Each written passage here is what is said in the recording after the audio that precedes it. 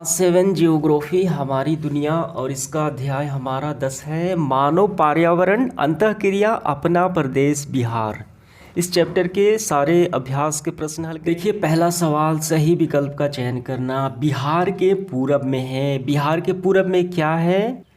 देखिए, बिहार की चौहद्दी पर अगर नज़र डालते हैं, बिहार के पूरब में पश्चिम बंगाल है, पश्चिम में उत्तर प्रदेश, उत्तर में नेपाल और दक्षिण में झारखंड। तो हमें तो पूरब में बताना है, बिहार के पूरब में पश्चिम बंगाल है।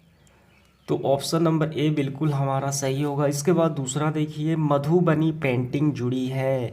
देखिए, मधुबनी पेंटिंग को मिथिला पेंटिंग भी कहा जाता है, तो ये बिहार से जुड़ी हुई है।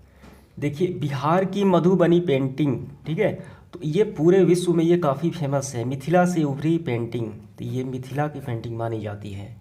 तो ये हमारा ऑप्शन नंबर डी बिल्कुल सही होगा। अब इसके बाद देखिए हमारा तीसरा सवाल, जमालपुर में अवस्थित है। जमालपुर में क्या स्थित है? देखिए, जमालपुर बिहार में रेलवे का कार्यशाला यानी रेलवे का कारखाना अवस्थित है, जहाँ पे रेलवे के जो पार्ट्स हो वो बनाए जाते हैं। तो इसका ऑप्शन नंबर डी बिल्कुल सही होगा। इसके बाद देखिए मिलान करना है हमें। पहला है, चूना पत्थर कहाँ पाया जाता है? देखिए, यहाँ पे कैमूर की पहाड़ियाँ चूना पत्थर और बालू पत्थर भी मिलते हैं। तो ये तो हो गया हमारा कैमूर की पहाड़ियाँ। रेलवे वैगन प्लांट तो कहाँ है? देखिए, रेलवे वैगन प्लांट जो है दो स्थानों पे है। पहला है मुजफ्फरपुर एवं मोकामा। देखिए, ऑप्शन में हम देख लेते हैं कौन सा है।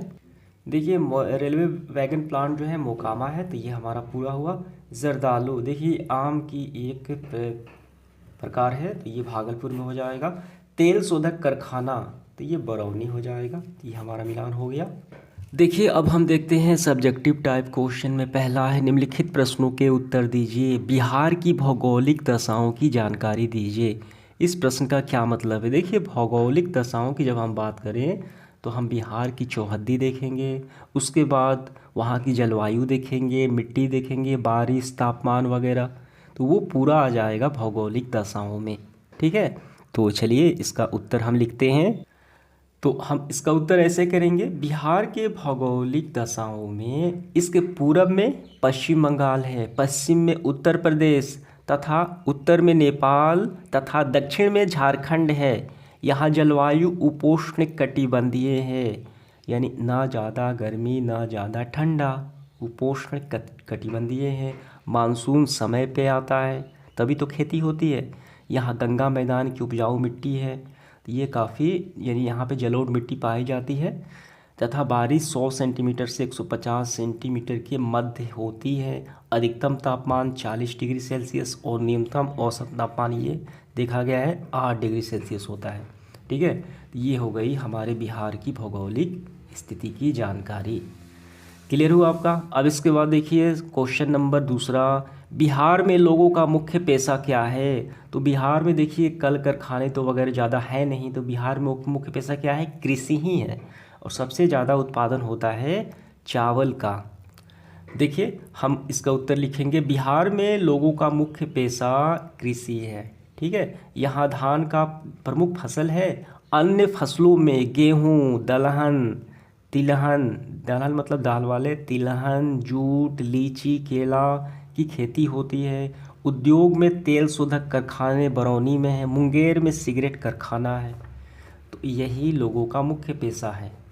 ठीक है, मुख्य रूप से कृषि आधारित पेशा है। इसके बाद तीसरा है, बिहार को किन प्राकृतिक आपदाओं का सामना करना पड़ता है? इसका जनजीवन पर कैसा प्रभाव पड़ता है?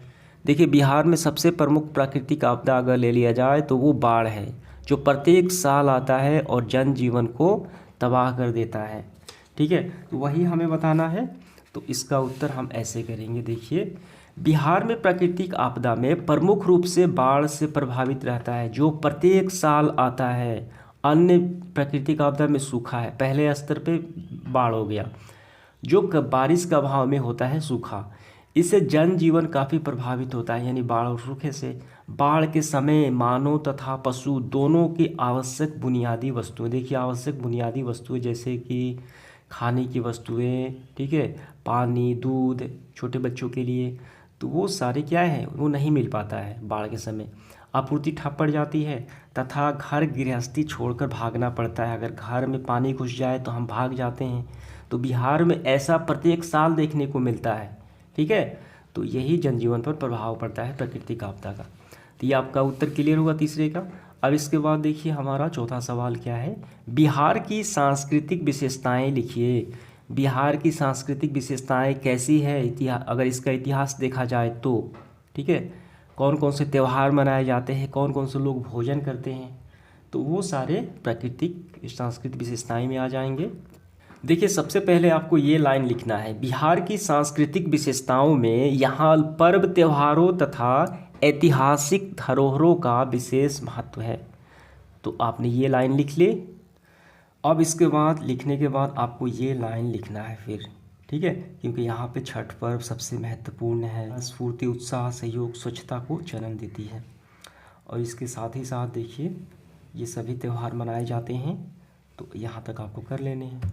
ठीक है, देखिए 5 नंबर सवाल क्या है हमारा, बिहार की मुख्य फसलें क्या क्या हैं, कौन सी फसलें उगाई जाती हैं बिहार में।